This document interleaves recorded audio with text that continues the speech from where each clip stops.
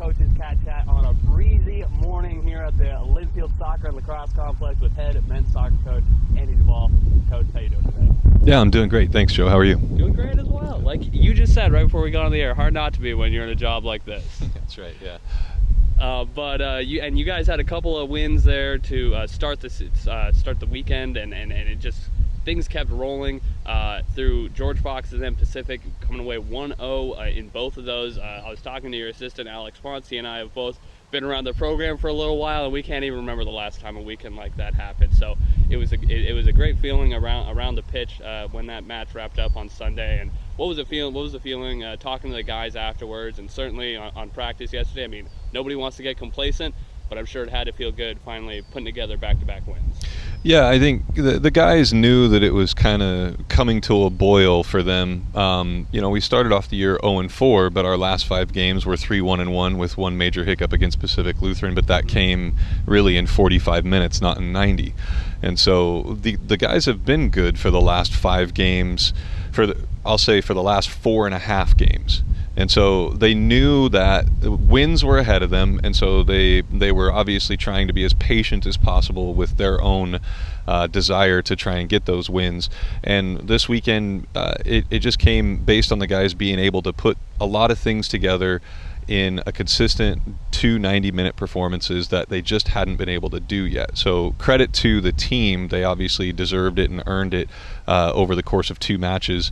And it was tough to get both wins. I mean, George Fox made things difficult on us. They're very vocal and very active and do a lot of things to try and throw you off your game.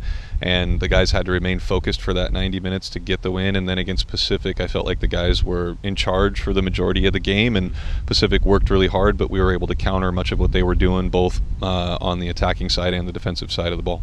And we talked about it a little bit last week after the Puget Sound game, but just the response out of this club after that PLU loss. You know, a lesser club would maybe be really shaken off their confidence after a loss like that and kind of accept reality as them being a lesser team. But clearly that was not shown over the following 3 matches. Mentally and leadership-wise, where do you think this team is right now? Yeah, I mean, we've spent a lot of time over the last couple of years talking about how you win in college soccer, and it doesn't just come from talent. You know, you have to have a high level of discipline, a high level of focus, and we haven't been able to get that out of the guys. And to be honest with you, much of it comes from what you do off the field. You have habits, you develop habits as a college athlete that contribute to what it is that you do off the field and on the field.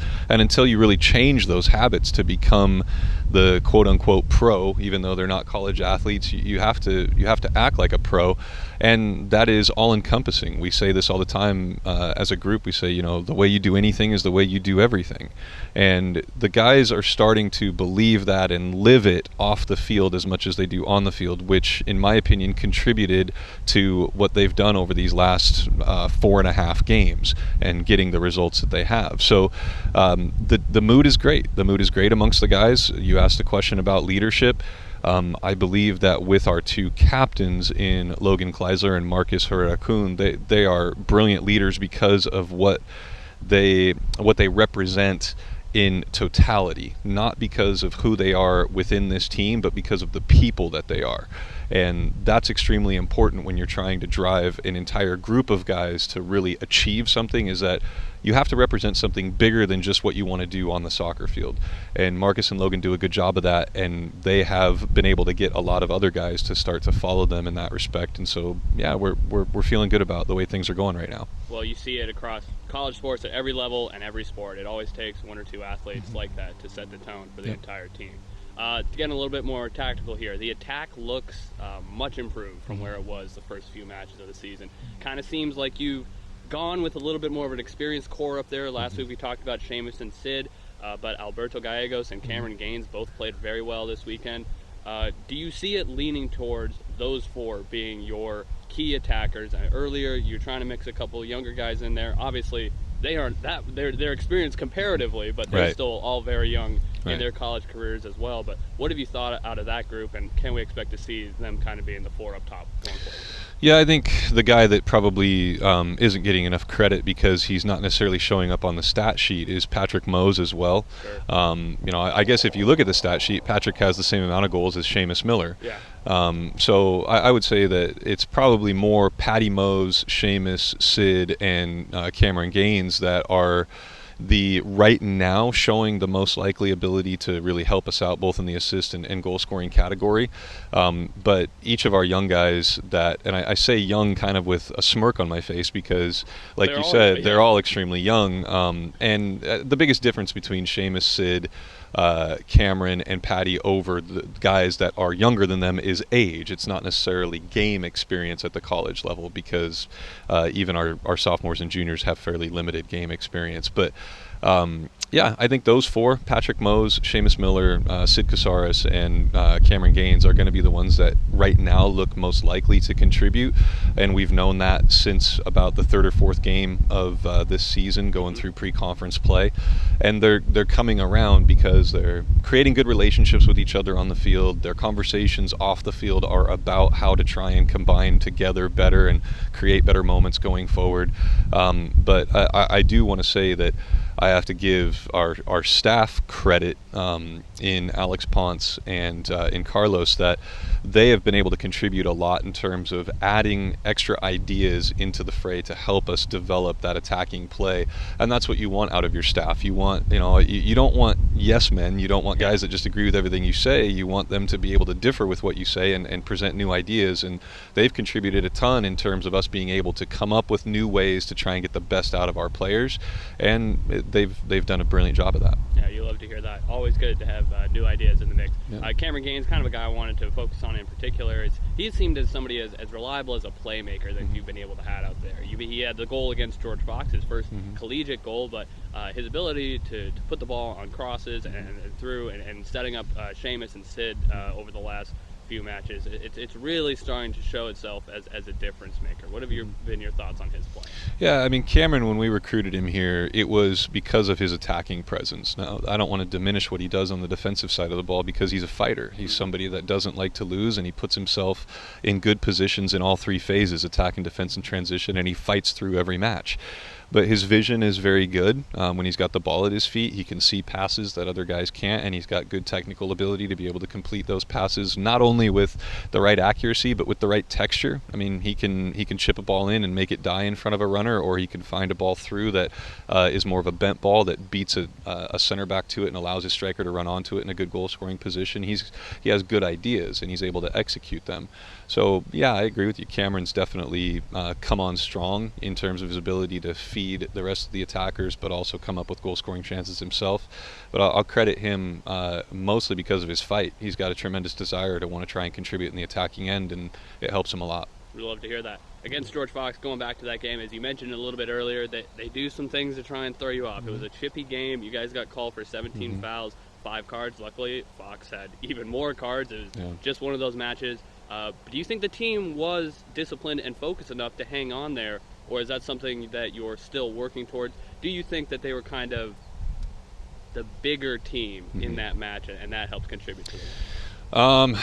So we got the result, so I have to say yes. But what I'll say, in all honesty, is that Fox got to us in the second half, not because of the way that they were playing, but because of the environment.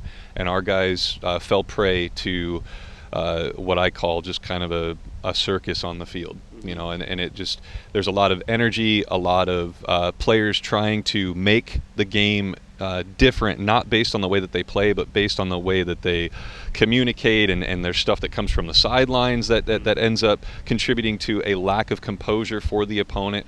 Fox is a hard place to play. It's a hard place to play because of the environment that's created there with a lot of the energy that comes from the sideline and from the players that are on the field. So our guys, in all honesty, in the second half really didn't do very well in terms of maintaining composed and trying to create an environment for us on the field where we could continue to do what we wanted to. And I think Fox probably outshot us, and I'll give them credit. They outplayed us in the second half in a lot of ways, and so we held on and were able to get the win. But I certainly would have loved to have seen us handle the second half a lot better.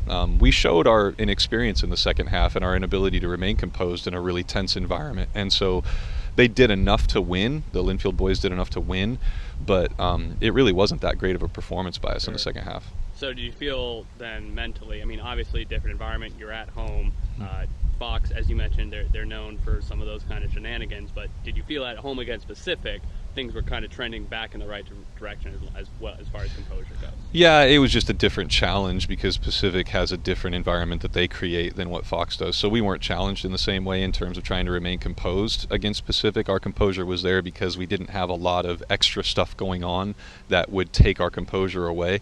So we were able to remain focused, remain with a high level of concentration, play with good discipline against Pacific, mostly because we didn't have the same level of distractions that we had to try and battle through. But again, credit to the Linfield men's soccer players. They did a brilliant job of managing anything that was thrown at them against Pacific and played a really good complete 90-minute match against them, and again, I think we were in control the majority of the time. So our guys, they need those challenges. They will, as they grow and mature together, they will be able to better manage those more chaotic environments that they have to play in, and that's what the more mature teams like the Willamettes, the PLUs, the Whitmans, the Whitworths, that's what they do better than us right now, is handle those really chaotic environments. And so we have to grow there. Our skill level is there, our ability just overall as a team is there, but in college soccer, you got to be able to handle a lot of different environments, and right now the more chaotic ones we still struggle with a little bit. Sure. And you've got a couple of unknown environments coming up this weekend. You got the big annual road trip up to Eastern Washington for the Wits, and both of those teams 2-1-1. Kind of a two-part question here. Yeah. How did your trip earlier in the year to play COI in Eastern Oregon help prepare you? And then also, being in a four-way tie with those two teams and one other, how do you start to separate yourself from the pack going up against those teams you're knotted up with? I'll answer the second question first. We have to separate ourselves based on just believing that we're capable of beating them, first and foremost, and I think if you have that belief and that confidence in yourself, then you give yourself the ability to, before the game starts, know that you can win it. And we have to have that from the get-go. So if we believe in ourselves and we believe that we're capable of beating both of these teams on the road, then I think we have a really good chance of doing it. And the first part of your question, that first trip that we took to College of Idaho and Eastern Oregon, the important part of that is just the difficult part of the trip, which is being on the bus for hours, being in hotels, being in restaurants, and we have a phrase that I took from a mentor of mine years ago. It's that nobody loves you on the road.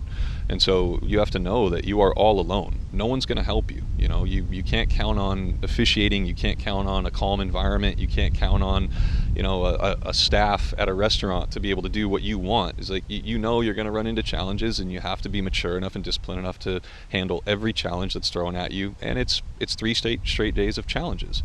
So you run into things that don't just include what you deal with on the field when you're on the road, and that trip to C of I in Eastern Oregon gave a lot of our guys exposure to that, which is really important when you're going to the Wits. You have to have exposure to that kind of a trip so that you know what to expect and how to better manage it. Sure. Once again, Wildcats on the road on the trek to Eastern Washington this weekend. They'll be at Whitman on Saturday, at Whitworth on Sunday, both those matches starting at 2:30, and with all three teams from that group standing at 2-1-1 here in the early going, there's sure to be some competitive football. Coach, thanks for the time and good luck on the road. Yeah, thanks, Joe.